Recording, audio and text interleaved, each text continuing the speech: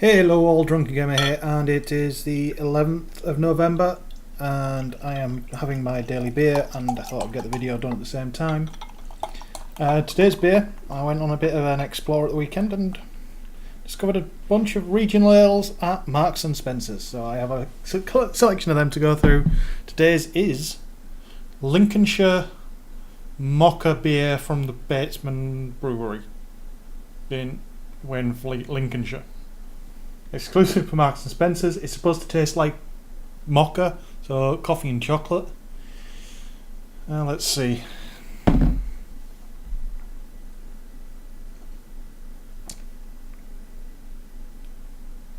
Actually, that pulls off the flavour quite well. I do like this.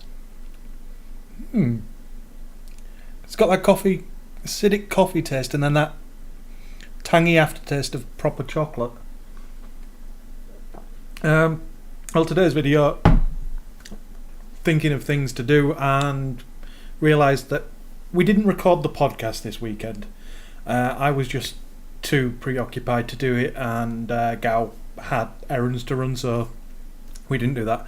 But the list of stories did get organised, so we knew what we were going to talk about. So I thought I'll go through a few of them that we'll probably drop by next week because they'll just run out of time. The first of them is Minecon news. Now, Minecon ended about a week ago now, and everybody that went said they loved it. And one thing that did come out of that was the fact that Minecraft is adding Twitch support.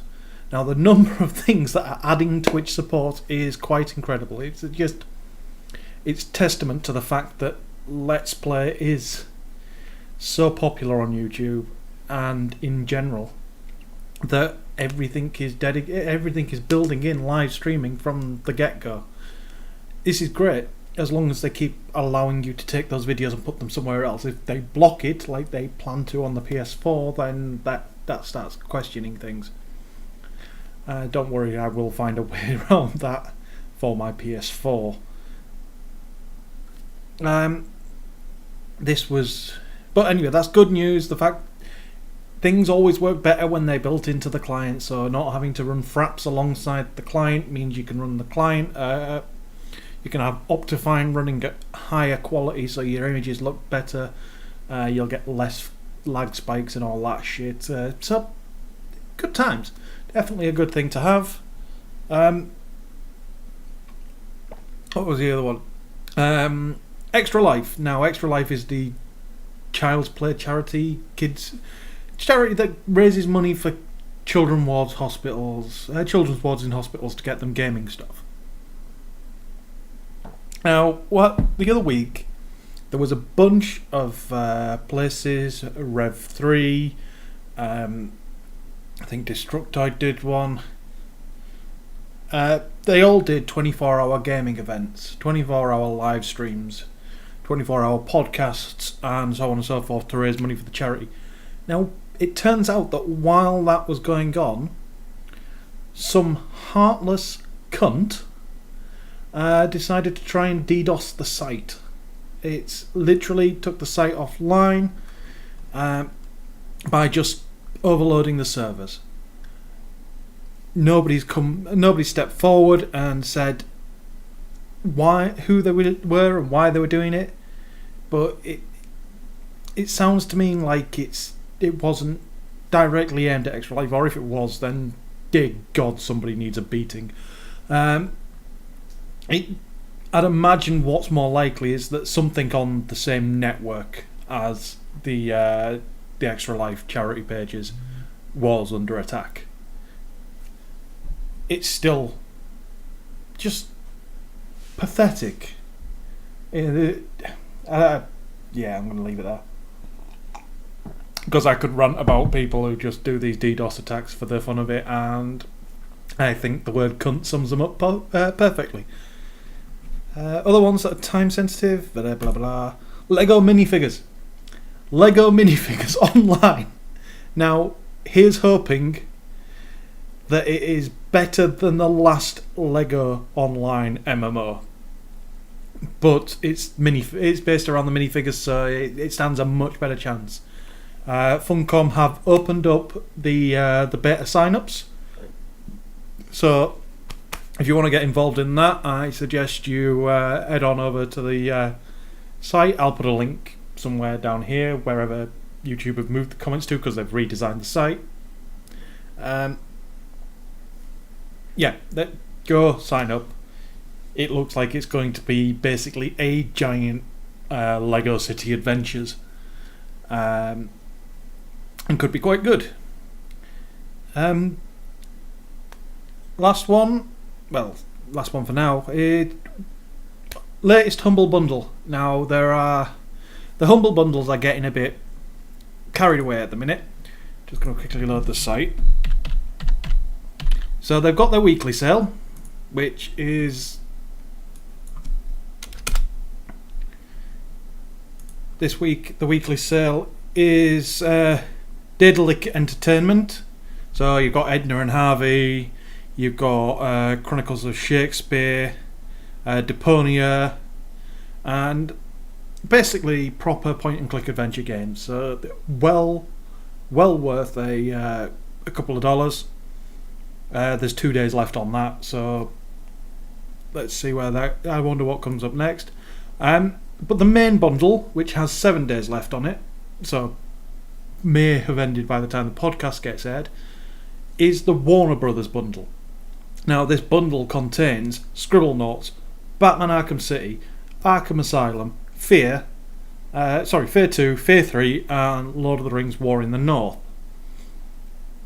Now, the average price you have to pay to get all of that is $5.